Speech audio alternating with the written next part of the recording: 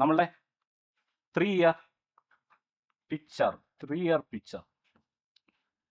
10 വർഷം എന്ന് പറയുന്നത് ഭയങ്കര ലോങ് ടൈമാണ് അല്ലേ? അത്ര നാൾ നമുക്ക് ജീവിച്ചിരിക്കുമെന്ന് തന്നെ ദൈവത്തിന് അറിയാം.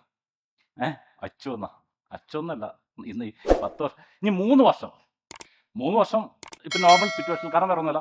10 വർഷമൊക്കെ നമ്മൾ ബിസിനസ് പ്ലാൻ ചെയ്യുന്ന സമയത്ത് കുറേ ചേഞ്ചസ്, ഇപ്പോൾ ഭയങ്കര പെട്ടെന്ന് കുറേ ചേഞ്ചസ് ഒക്കെ വന്നുകൊണ്ടിരിക്കുന്നുണ്ട്. അപ്പോൾ നമുക്ക് പലതും സംഭവിക്കാം. പക്ഷെ 3 വർഷം എന്ന് പറഞ്ഞു കഴിഞ്ഞാൽ എന്തെങ്കിലും ഒരു മാറ്റം വന്നു കഴിഞ്ഞാൽ അത് അക്സെപ്റ്റ് ചെയ്ത് വരാനുള്ള ഒരു സമയമൊക്കെ എന്ന് പറഞ്ഞാൽ ഏകദേശം ഒരു 3 വർഷമെങ്കിലും പിടിക്കും എന്നാണ് ഉള്ളത്. അപ്പോൾ നമ്മളെ സംബന്ധിച്ച് ഈ 3-year പിക്ചറിനെ വിവിഡ് വിഷൻ എന്ന് പറയാറുണ്ട്. വിവിഡ് വിഷൻ, അതായത് ഈ 3 വർഷം കൊണ്ട് ഈ 3-year പിക്ചർ എന്ന് പറയുമ്പോൾ നമുക്ക് അതിൽ കുറേ കാര്യങ്ങൾ കാണാൻ പറ്റണം. അപ്പോൾ അതാണ് നമ്മളെ സംബന്ധിച്ച് നമ്മൾ നോക്കുന്ന ഒരു കാര്യം. നമ്മളെ സംബന്ധിച്ച് ഈ 3 വർഷം, അതായത് ഇപ്പം 2028 ജാനുവരി 1-ാം തീയതി ആവുന്ന സമയത്ത്, അപ്പം 2027 ആകുമ്പോഴേക്കും 3 വർഷം, ആ വർഷമാണ് 3-ാമത്തെ വർഷം. അപ്പം 3-ാമത്തെ വർഷം നമ്മൾ എന്താണ് ടാർഗറ്റ് ചെയ്യുന്നത്? അപ്പം നമ്മളിപ്പോൾ ഇവിടെ നമ്മൾ നോക്കിക്കഴിഞ്ഞ് കഴിഞ്ഞാൽ നമ്മളിവിടെ എന്തുട്ടാണ്, വണ്ടി റെഡിയാണ്. ആ വണ്ടിയുടെ എന്തുട്ടാണ്, ട്രേസ്. നമ്മളിവിടെ നമ്മളുടെ ഗോളിലേക്കാണ് നമ്മൾ പോയിക്കൊണ്ടിരിക്കുന്നത്. ഇവിടെ എന്താണ് നമ്മളെ vision, empower people to live with pride. ഇവിടെ എന്തുട്ടാണ് 2035 നമ്മളെ 10-year ടാർഗറ്റ്. അപ്പം ഈ ഗോളിലേക്ക് എത്തിക്കുന്നതിന് സഹായിക്കുന്ന രീതിയിലുള്ള മാർക്കറ്റിംഗ് സ്ട്രാറ്റജിയാണ് ഇപ്പം നമ്മൾ മനസ്സിലാക്കിയത്. ഇനി നമ്മൾ മനസ്സിലാക്കാൻ പോകുന്നത് ഇവിടെ 2028 നമ്മളെവിടെ എത്തും, 2028 എവിടെ എത്തും, അതാണ് നമ്മൾ മനസ്സിലാക്കാൻ പോകുന്നത്. അതിൽ നമ്മളെ സംബന്ധിച്ച് നമ്മൾ എത്താൻ പോകുന്ന ഒരു ഏറ്റവും പ്രധാനപ്പെട്ട ഒരു കാര്യം, ആ സമയത്ത് നമ്മളുടെ AUM 3000 കോടി AUM ആയിരിക്കും നമ്മളെ സംബന്ധിച്ച് ആ സമയത്ത് നമുക്ക് ഉണ്ടാകുന്നത്. 3000 crores, 370 കോടിയാണെങ്കിൽ ഇന്ന് ആ സമയമാകുമ്പോഴേക്കും നമുക്ക് 3000 കോടി AUM ഉണ്ടാവും. ആ സമയത്ത് നമ്മുടെ ലൈവ് SIP 35 കോടി SIP ബുക്ക് നമുക്കുണ്ടാവും. ഇന്ന് ഇപ്പം നമ്മളെ സംബന്ധിച്ച് ഏകദേശം 40ഓളം കോടിപതി ഇൻവെസ്റ്റേഴ്സാണ് നമുക്കുള്ളതെങ്കിൽ ആ സമയമാകുമ്പോഴേക്കും ഏകദേശം 1000+ കോടിപതി കസ്റ്റമേഴ്സ് നമുക്കുണ്ടാവും. ഇന്ന് നമുക്ക് 1000 മില്യനെയർ കസ്റ്റമേഴ്സാണ് നമുക്കുള്ളതെങ്കിൽ ആ സമയത്ത് നമുക്ക് 6000+ മില്യനെയർ കസ്റ്റമേഴ്സ് ആ ഒരു ടൈമിൽ നമുക്കുണ്ടാവും. ആ സമയത്ത് നമ്മളെ ടോട്ടൽ ടീം 30+ പേര് എങ്കിലും ഏറ്റവും മിനിമം ആ ഒരു ടൈമിൽ നമ്മളെ സംബന്ധിച്ച് നമുക്കുണ്ടാവും. പിന്നെ ആ സമയമാകുമ്പോഴേക്കും നമ്മളെ ഒരു കോർപ്പറേറ്റ് ഓഫീസ്, ഒരു 12,500 സ്ക്വയർ ഫീറ്റ് ഉള്ള ഒരു കോർപ്പറേറ്റ് ഓഫീസ് നമുക്ക് ഉണ്ടാവും. ചിലപ്പോൾ ആ ടൈമിൽ തന്നെ അത് കംപ്ലീറ്റ് ചെയ്യണമെന്ന് നിർബന്ധമില്ല, പക്ഷെ അതിനുള്ള പണി കാര്യങ്ങളെല്ലാം നമ്മൾ ആ സമയത്ത് നമ്മൾ തുടങ്ങിയിട്ടുണ്ടാവും. അപ്പോൾ ഇത് 12,500 സ്ക്വയർ ഫീറ്റ് ഉള്ള കോർപ്പറേറ്റ് ഓഫീസ് നമുക്കുണ്ടാവും.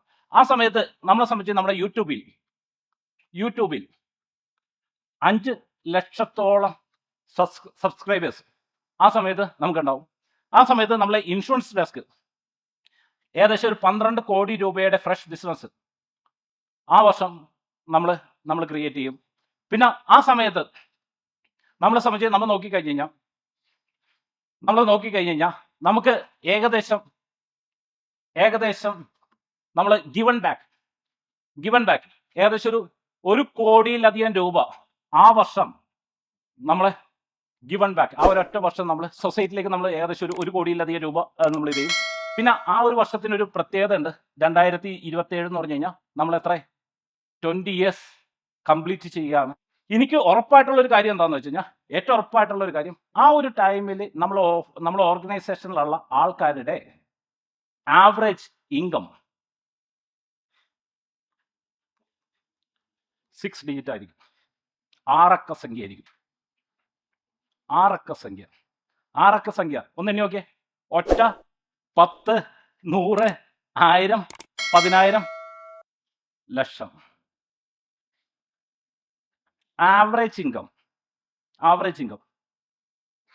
അത് ഏറ്റവും ചുരുങ്ങിയത് 6 അക്ക സംഖ്യ ആയിരിക്കും. അപ്പോൾ നമ്മളെ സംബന്ധിച്ച് നമുക്ക് സ്വന്തം ഓഫീസ് നമുക്ക് എന്തായാലും വേണം. അപ്പോൾ ഓഫീസ് ഇനി സ്ഥലം മേടിച്ചു കഴിഞ്ഞ് കഴിഞ്ഞാലും നമ്മൾ ഓഫീസ് പണിയാൻ ഉദ്ദേശിക്കുന്നത് ലോൺ എടുത്തിട്ട് പണിയാൻ തന്നെയാണ് നമ്മൾ ഉദ്ദേശിക്കുന്നത്. പക്ഷേ ഒറ്റ കണ്ടീഷൻ, ആ ലോൺ എടുക്കാനുള്ള EMI നമ്മൾ ഇൻവെസ്റ്റ്മെൻറ്റിലൂടെ SWP ആയിട്ട് വിഡ്രോ ചെയ്യാനുള്ള ഒരു കോർപ്പസ് ക്രിയേറ്റ് ചെയ്തിട്ടെ നമ്മൾ ഓഫീസിൻ്റെ പണി, അതായത് നമ്മുടെ റെഗുലർ ക്യാഷ് ഫ്ലോനെ ഒരു തരത്തിലും ബാധിക്കാത്ത രീതിയിൽ SWP വഴി അതിനുള്ള EMI ക്രിയേറ്റ് ചെയ്യാൻ. ഉദാഹരണത്തിന് ഇപ്പോൾ ഒരു 2.5 ലക്ഷം രൂപ EMI അടക്കണമെങ്കിൽ 5 കോടി രൂപയുടെ കോർപ്പസ് ക്രിയേറ്റ് ചെയ്തിട്ടേ നമ്മൾ ആ ഒരു പരിപാടിയായിട്ട് പോകുള്ളൂ. അതുകൊണ്ടാണ് ഞാൻ 2027 തന്നെ, കാരണം വെറുതെ ആവശ്യമില്ലാത്ത വലിയ ബാധ്യതകളൊന്നും എടുത്തു വെച്ച് കഴിഞ്ഞാൽ നമുക്കത് പിന്നീട് ഭയങ്കര ബുദ്ധിമുട്ടായിട്ട് മാറും. അപ്പോൾ അതുകൊണ്ട് അങ്ങനത്തെ ഒരു തീരുമാനം നമ്മൾ എടുക്കാൻ നമുക്ക് ഇപ്പം നിലവിലത്തെ സാഹചര്യത്തിൽ നമുക്ക് ഓഫീസുണ്ട്. ഇനി എന്തെങ്കിലും കാരണവശാൽ ഈ അത്താണി എന്ന് പറഞ്ഞൊരു സ്ഥലത്തേക്ക് മാറ്റേണ്ട ഒരു സാഹചര്യം വന്നാൽ ഇപ്പോഴുള്ള ഓഫീസ് നമ്മൾ ക്ലോസ് ചെയ്യും. എന്നിട്ട് ഇപ്പോഴുള്ള ആ ഒരു ബിൽഡിങ്ങിലേക്ക് നമ്മൾ ഓഫീസ് ഷിഫ്റ്റ് ചെയ്യും. കാരണം ഇപ്പം നമ്മൾ 2-2.25 ലക്ഷം രൂപ ഒരു മാസം റെൻറ്റ് കൊടുക്കുന്നുണ്ട്. കഴിഞ്ഞ 3 വർഷത്തിനുള്ളിൽ 75 ലക്ഷത്തിലധികം രൂപ റെൻറ്റ് മാത്രം കൊടുത്തിട്ടുണ്ട്. അപ്പോൾ നമ്മളത് വെറുതെ അത്രയും പൈസ കൂടി നമുക്ക് സേവ് ചെയ്യാൻ പറ്റി കഴിഞ്ഞാൽ അത്രയും പെട്ടെന്ന് കോർപ്പസ് ക്രിയേറ്റ് ചെയ്തിട്ട് നമുക്ക് പുതിയ ഓഫീസ് പണിയുന്ന കാര്യത്തിലേക്ക് കടക്കാൻ പറ്റും. അപ്പോൾ ചിലപ്പോൾ കുറച്ച് നാൾ കുറച്ച് സ്ട്രഗിൾ, കംഫർട്ട് സോൺ കുറച്ച് വിടേണ്ട സാഹചര്യം വരാം. ഇപ്പം അങ്ങോട്ട് ഇപ്പോഴുള്ള നോക്കി, കാരണം അത് പ്രോപ്പർട്ടി വൈസ് ലൊക്കേഷൻ വൈസ് എല്ലാം നല്ല സ്ഥലമാണ്. പക്ഷേ ഇപ്പോൾ നിലവിലുള്ള നമ്മുടെ ടീമിലുള്ള ആൾക്കാർക്ക് റീച്ച് ചെയ്യാൻ ഈ ക്യാമ്പ്സ് പോലെയുള്ള സ്ഥലങ്ങളിൽ പോകാനൊക്കെ കുറച്ച് ബുദ്ധിമുട്ട്. ഇപ്പം പോലെ തോന്നിയ സമയത്ത് നമുക്ക് പോകലൊന്നും അവിടെ പ്ലാൻ ചെയ്തേ നമുക്ക് പറ്റുള്ളൂ. പക്ഷേ വളരെ നല്ല ഹൈവേയോട് ചേർന്നുള്ള വളരെ മനോഹരമായിട്ടുള്ള അവിടെ നമുക്ക് ഓഫീസ് പണിയാൻ പറ്റുന്നതാണെങ്കിൽ ഒരു ഡിഫറെൻറ്റ് ആംബിയൻസിൽ നമുക്ക് അവിടെ ഓഫീസ് പണിയാൻ പറ്റും. കാരണം അത്രയ്ക്കും നല്ലൊരു സ്ഥലമാണ് നമ്മൾ നോക്കി വെച്ചേക്കുന്നത്.